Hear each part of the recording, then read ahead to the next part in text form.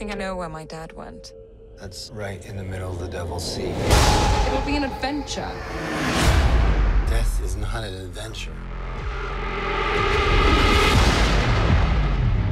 Okay, since we were just talking about stunts. Yes. Your stunt work in this is unbelievable. What kind of training did you have to go through? Oh, a lot. Yeah, I mean, I loved the fact that I was going to play a woman who is not just, you know, feminine, but she has physical strength, and that's why in this action story, which is kind of, you know, we wanted to bring it closer to our reality and for the things that she do to feel like they're based in reality. So I put on like 10, 12 pounds of muscle and you know, she's, as we know, she's hanging off a lot of cliffs and she's climbing things as always. So I did rock climbing. I trained with some incredibly tough and cool women. I did some MMA training, boxing, bicycling, swimming, yeah. But I mean, to have someone tell you that it's going to be your day job for 3 and 4 months and prep for this kind of film felt just like a treat, really. And this is a really physical, well, not just role, but movie. Yeah. So did you have to go through any training? Yeah, you know, we all did. I mean, it all pales in comparison to what Alicia went through. You know, she runs laps around the rest of us. But yeah, we were all, you know, in the gym doing our thing and trying to eat as healthy as possible. But really, it was mental as much as anything else. You know, it's whenever you set out to do anything over the course of 5 months, you know, there are long days in there, and you just keep your eye on the prize in order to be sitting in this chair across from you. Ah. So what was it like working with this director? I love him. You know, I was a fan of Roar's because I had seen his movie The Wave before this happened, and over the course of making this movie, we became very good friends, and I just so respect and admire his restraint and the way that he wants to tell movies on this scale, but he wants to tell them from a very grounded place.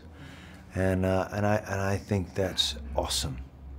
So Roar Uthaug, a Norwegian director, I knew his work when I told that he was on this project. I saw a film called The Wave, which I think was fantastic. What I loved was that he, you know, he doesn't bow from the fact that he knows that he's making a genre film and it's a disaster movie. But yet, I felt that he made some really brave choices with his characters and the relationship, and the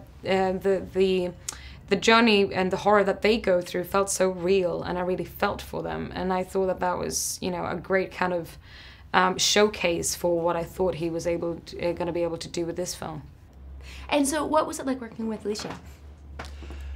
You know, I mean, you've met her, I'm sure, and.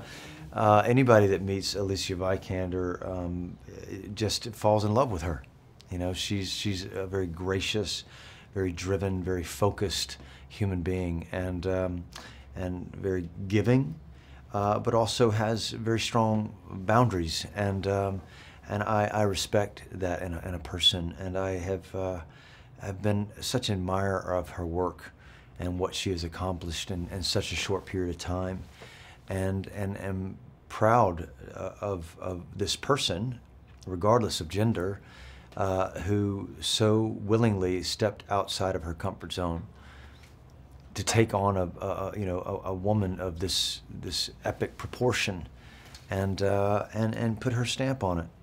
And to have a positive female action star role model, I mean, I hate that that's even a thing you have to bring up, but because we don't see it a lot, have to bring it up. So what did that mean to you to be able to do this?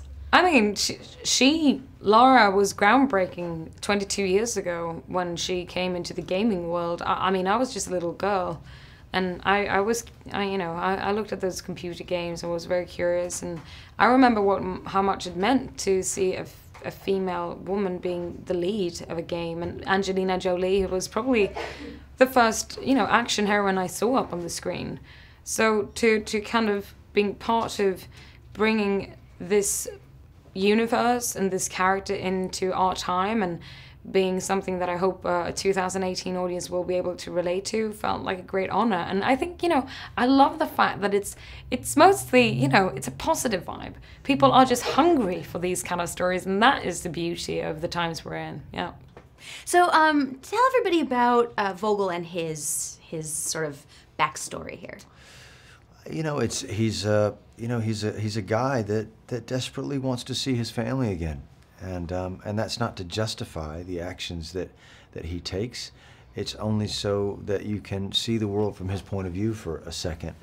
And I think unless you have that, unless you really think about that and imagine the world from another person's point of view, well, then you have a one-dimensional obstacle, don't you?